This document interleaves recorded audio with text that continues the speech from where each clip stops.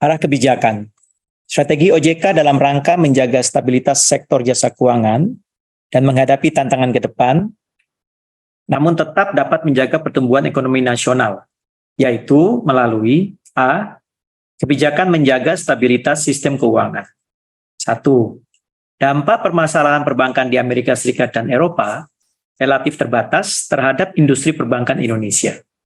Mengingat tidak terdapat eksposur langsung bank-bank yang ditutup di negara-negara itu, dan kondisi stabilitas keuangan domestik yang terjaga. Juga karena respon cepat dari otoritas di berbagai negara yang mampu meredam risiko contagion. Agar perbankan tetap berdaya tahan dan mampu mengantisipasi downside risk dari dinamika global, OJK meminta perbankan untuk A. Memperkuat penerapan tata kelola, manajemen risiko, dan prinsip kehati-hatian. B. Melakukan stress testing secara berkala dengan berbagai skenario. C. Melakukan pemantauan terhadap portfolio aset dan liabilitas bank, termasuk risiko konsentrasi pada pinjaman dan pada pendanaan. Dalam hal ini, OJK juga memonitor erat komposisi DPK dan kredit perbankan agar tetap terdiversifikasi dengan baik. D. Menjaga rasio kecukupan modal dan ketersediaan likuiditas pada aset yang berkualitas tinggi. Dan E. Menghindari praktek-praktek excessive risk-taking behavior yang spekulatif. Selain itu, OJK senantiasa melakukan langkah antisipatif terhadap berbagai dinamika yang dapat berimplikasi terhadap perbankan Indonesia, serta memperkuat koordinasi antar otoritas dalam Komite Stabilitas Sistem Keuangan atau KSSK. 2. OJK meminta perusahaan asuransi untuk melakukan proses underwriting, pembentukan cadangan teknis, dan pengelolaan investasi secara prudent untuk menghindari dampak penurunan kondisi ekonomi terhadap kondisi likuiditas dan solvabilitas.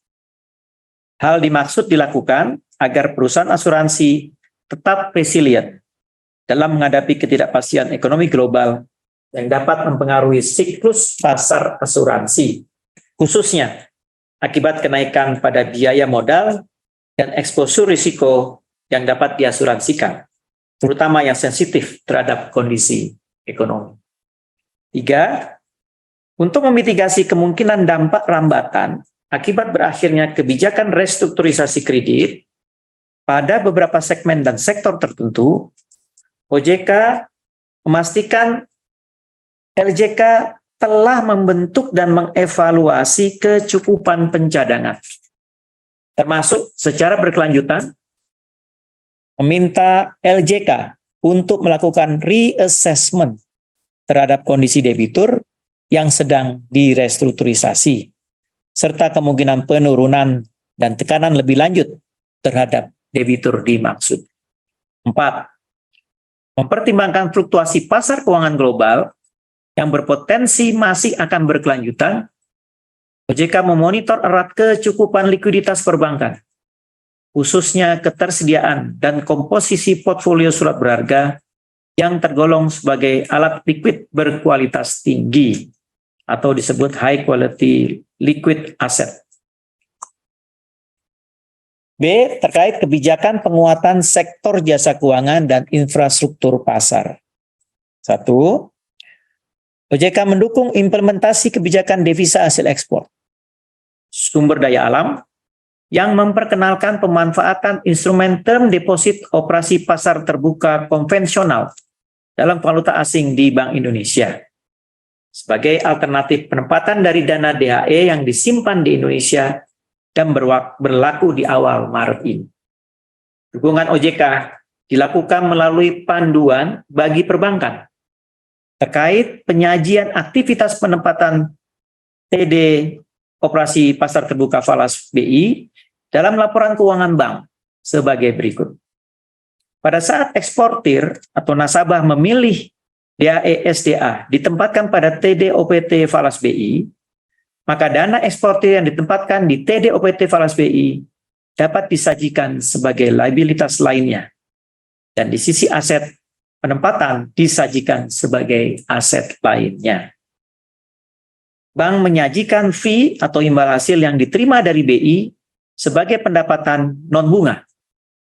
Sedangkan bunga imbal hasil dari pendapatan TDOPT falas BI langsung dipass-through kepada nasabah eksportir. Aset dan liabilitas yang timbul dari penempatan TDOPT falas BI secara umum sepanjang tidak terdapat eksposur risiko, tidak berdampak pada perlakuan secara prudensial seperti liquidity coverage ratio, net stable funding ratio, kewajiban penyediaan modal minimum, capital equivalency maintained assets atau SEMA, batas maksimum pemberian kredit BMPK, dan kualitas aset. 2. OJK berupaya untuk menumbuh kembangkan industri perbankan syariah dengan melakukan penguatan, percepatan, dan penyempurnaan implementasi konversi bank konvensional menjadi bank syariah melalui penerbitan pedoman konversi bank umum konvensional menjadi bank umum syariah, serta konversi BPR menjadi BPRS. 3. OJK meluncurkan Sistem Informasi Daftar Efek Syariah SIDES pada bulan Maret 2023 yang diharapkan dapat meningkatkan peran emiten dan perusahaan publik dalam menyampaikan informasi terkait aktivitas bisnis dan keuangan yang relevan dan objektif serta mendukung OJK dalam rangka penyusunan daftar efek syariah. 4. Di bidang IKNB, saat ini OJK telah menerbitkan ketentuan teknis untuk mendukung penguatan pengawasan terhadap Lembaga Pembiayaan Ekspor Indonesia atau LPEI, yaitu SEOJK 4/SEOJK .05/2023 tentang laporan bulanan LPEI dan SEOJK 5/SEOJK .05/2023 tentang kewajiban penyediaan modal minimum LPEI. Dengan terbitnya ketentuan tersebut, penyampaian laporan bulanan LPEI dilakukan secara online sehingga lebih efisien dan cepat. Sementara SEOJK 5/SEOJK .05/2023 memberikan pedoman bagi LPEI serta mengatur bahwa KPMM, kecukupan modal, mencakup 1. Internal Capital Adequacy Assessment Process, 2. Supervisory Review and Evaluation Process, dan 3. Perhitungan kewajiban penyediaan modal minimum sesuai profil risiko. 5. Sebagai bagian dari upaya penguatan pengawasan secara off-site dan membantu pengawas untuk melakukan deteksi secara dini, early warning, terhadap potensi masalah yang ada pada LJKNB, maka OJK telah menyelesaikan pengembangan aplikasi portal informasi dan monitoring efek IKNB sebagai tools bagi pengawas yang antara lain digunakan untuk memantau kesesuaian pengelolaan investasi LJKNB dengan persyaratan dan batasan yang telah diatur di dalam ketentuan yang berlaku. 6. Sebagai bentuk dukungan terhadap implementasi Undang-Undang 4 tahun 2023 tentang pengembangan dan penguatan sektor keuangan atau biasa kita sebut Undang-Undang P2SK yang mengamanatkan pentingnya asuransi wajib untuk membangun ekonomi yang resilient. OJK berdiskusi dengan pemangku kepentingan terkait untuk menetapkan kerangka regulasi mengenai penyelenggaraan produk asuransi wajib yang termasuk diantaranya asuransi tanggung jawab hukum pihak ketiga terkait kecelakaan lalu lintas, asuransi kebakaran, asuransi rumah tinggal terhadap risiko bencana alam, dan event insurance. 7. Dalam rangka penguatan industri perasuransian, OJK sedang mengkaji kebutuhan permodalan yang optimal bagi perusahaan asuransi untuk dapat menyerap dampak penurunan ekonomi dan mendukung pengembangan bisnis perusahaan. 8. Di aspek keuangan berkelanjutan, OJK melalui perannya sebagai Principal Representative dalam ASEAN Taxonomy Board (ATB) mendukung kegiatan dan investasi pembangunan berkelanjutan dengan berperan aktif menyuarakan pentingnya dukungan terhadap transisi energi secara bertahap dan secara bersamaan memastikan pertumbuhan sosial dan ekonomi tidak dikesampingkan.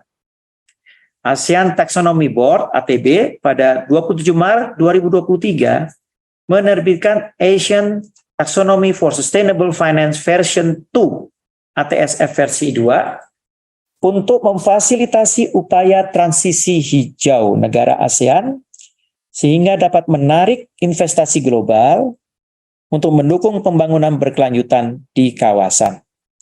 ATSF 2 tersebut menjadi pionir global untuk taksonomi kawasan yang mempertimbangkan secara menyeluruh upaya penghentian penggunaan batu bara atau coal phasing out dalam dekarbonisasi untuk mencapai tujuan Perjanjian Paris dengan menyediakan tools yang memiliki kontribusi yang signifikan untuk upaya transisi. Dalam rangka interoperability taksonomi kawasan dengan taksonomi nasional, ATSF versi 2 dapat menjadi salah satu rujukan dalam pengembangan taksonomi nasional.